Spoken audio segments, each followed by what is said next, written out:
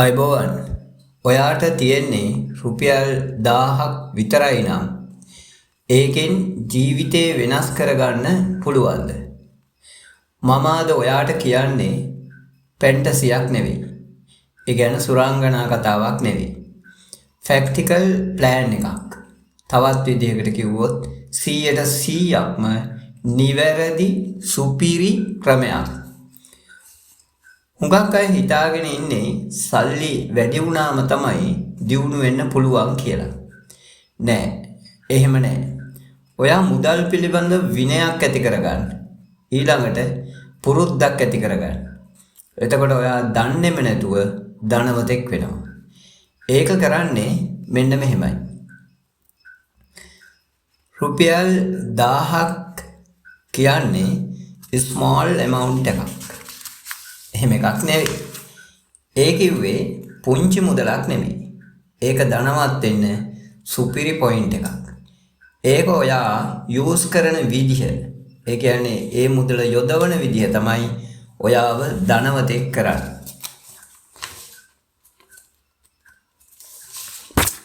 ඔයා ළඟ තිබෙන රුපියල් 1000න් කරන්න පුළුවන් දේවල් මුලින්ම බලමු. 1. ඔයා ළඟ තියෙන රුපියල් 1000න් ඔන්ලයින් කෝස් එකක් කරන්න. හැකියාවක් ඇති කරගන්න පුළුවන් දෙයක් ඉගෙන ගත්තොත් ඒක ඔයාගේ ජීවිතේ long time income එකක් නැත්නම් දිගු කාලීන ආදායමක් වෙනවා. හැබැයි මේකට යොදවන්න වෙන්නේ රුපියල් 500යි. ඔයා රුපියල් 500ක් යොදවලා ඔයාගේ හැකියාවන් වර්ධනය කරගන්න මොකක් හෝ දෙයක් කරන්න බලන්න. අංක 2. රුපියල් 300කින් පොඩි බිස්නස් එකක් පටන් ගන්න. ඔය පළතුරු බිස්නස් එකක් වගේ. මම ඔය උදාහරණයක් කිව්වට ඔයගොල්ලන්ට හිතෙන වෙන රුපියල් 300න් පටන් ගන්න පුළුවන් පොඩි ඒවා තියෙනවා. ඒකක් පටන් ගන්න. ගමේ ගෙවල් වල තියෙන ගස් ලැබු අඹ වගේ දේවල් සාධාරණ මිලකට අරගෙන ලාභයක් තියාගෙන පාරයිනේ තියාගෙන විකුණන්න බලන්න. පිරිසිදුවට සෞඛ්‍ය සම්පන්න විදිහට පළතුරු අච්චාරු හදලා පාසලක් ළඟ ඉඳගෙන විකුණන්න. ටවුන් එකේ කොනක තියාගෙන විකුණන්න. ලැබෙන මුදල ඒ ව්‍යාපාරයටම දිගටම යොදවන්න. අංක 3. තව රුපියල් 200ක් තියෙනවනේ. මේ රුපියල් 200 ඉතිරි කරන්න. ඒක වියදම් කරන්න එපා.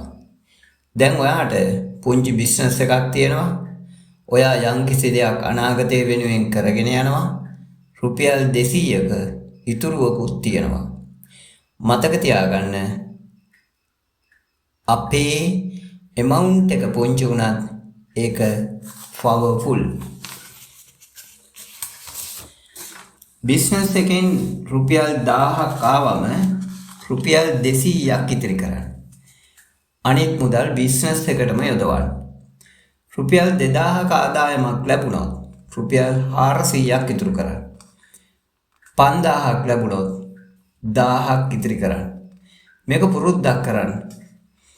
ඔයා මේ වැඩේ හරියට කළොත් මාස 3ක් යද්දී තරමක පොහොසතෙක් බවට පත් වෙනවා. අවුරුද්දක් කරන් යද්දී ඇත්තටම ඔයා ලොකු පොහොසතෙක් බවට පත් වෙනවා. මතක තියාගන්න, ඔයා පොහොසතෙක් කරන්නේ ඔයාගේ පුරුද්ද. ඒක තමයි වැදගත්.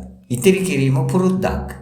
ඒක දිගටම කරගෙන ගිහින් ඉතුරු කරපු මුදල ලොකු මුදලක් වුණාම ආයෝජනය කරන්න.